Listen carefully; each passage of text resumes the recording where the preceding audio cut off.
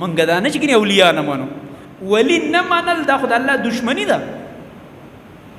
او ولی پیژندل غواړي ولی وای چاته راشه کړه زموږ په دې ملک کې داسې خلک هم شته خفه نه شئ چرسونه بس کی ټول عمر به بېلمازه ګرځي پرتوک به نه یې اچولی خفه نه شئ زما په دې بعضې الفاظو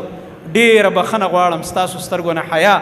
او بعضې نور الفاظ نه شملې هغه ټول ګندونه به کوي او چې مړ شي غوړ دربار به یہ پونچا ہوا سرکار پونچی وی سرکار تي دا خو رسېدلی ولی وای رسېدلی وای د هغه په قبرونو دربار جوړی پنجاب کې داسې دربارونه شته چې د یو بزرګ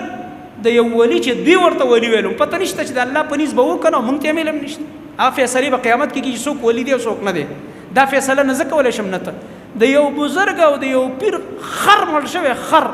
په الله مې د قسم چې د خرو دربارونه یې جوړ کړي دي سپو دربارونه یې جوړ کړي دي تاسو به دې پنجاب کې وګرځئ او د هغې لګیا دی دربارونه دي او د هغې باقاعده دغه کېږي عبادتونه کېږي د اسونو عبادتونه ستا په دې یو څو هفتې مخکې به دې دغه کې ونه شو په دې سرکونو باندې کم شرک دی چې نه کېږي نو کم شرک د الله نه غیر بل چاته آوازونه کوي نو الله رب العالمین فرمایي ان تدعوهم لا يسمعوا دعاءکم که آواز ورته وکړي دعا م ناوري آواز دې ناوري مه کوه د آوازونه آواز الله وي ما ته وکړه او بیا الله رب العالمین فرمایي ولو سمعوا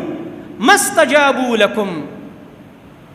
او که بالفرض زه واورې ته یې مړه اوري الله وایي ښځه واورېده قبلولی شي درنه الله وایي که بالفرض زه اول خو یې اوري نه الله وایي او که بالفرض زه ته وایې چې واورېده نو زه ښځه واورېده نو څه به وکړي الله وایي ما استجابوا لكم ستا د سره یو درخواست نشي قبلولی ستا یو حاجت نشي پوره کولی ستا د دعا او د سوال قبولوالی الله وایي نشي کولی دا زما خبرې نه دي دا د قرآن کریم صورت یاسین خو هر څوک وایي که نه بوډۍ بابا یم وایي بوډا بابا یم وایي زنانه او نارینه ټول وایي سر کې صورت یاسین وایي دی سوره یاسین نه مخکې سوره فاتر دی سوره یاسین نه مخکې لږ دا پاڼې راوړه او په دقه کې دا خبره ده چې الله فرمایي زما نه غیر بل چاته آوازه مه کوئ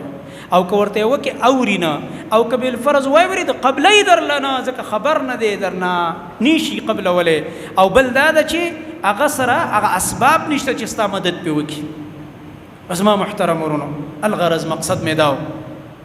چې قرآن کریم همیشه زمونږ د عقایدو اصلاح کوي نو د الله نه غیر بل چا سره تعلق جوړول دا هغه خطرناک عمل دی چې د دې اخیری نتیجه وي کفر او شرک دی انسان د شرک حد ته ورسوي چې د الله نه غیر بل چا سره د زړه دومره ډېر ولګو یو پیر سره یو بزرګ سره یو دربار سره او د هغه خیر او شر مالک ګڼي او ته د عالم الغیب دی او ته دا دی او دا دی نو په دې بنا باندې زما محترم ورونو د الله نه غیر بل چا سره داسې زړه مه تړه چې تا اخره کې شرک ته ورسوي او د ایمان نه دي وباسي